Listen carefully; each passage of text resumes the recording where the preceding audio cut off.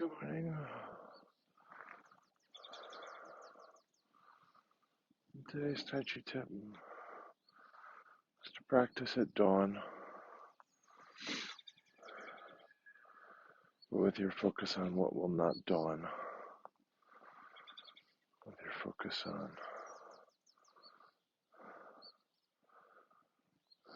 dusk, twilight, night, shadow,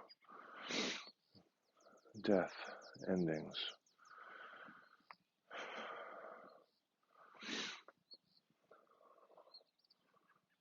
So you can maintain more complex awareness of the Tai Chi tool than simply the unfolding dawn.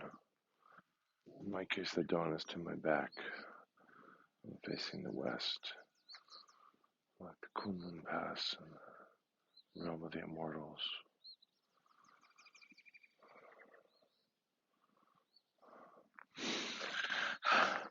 Okay, so thank you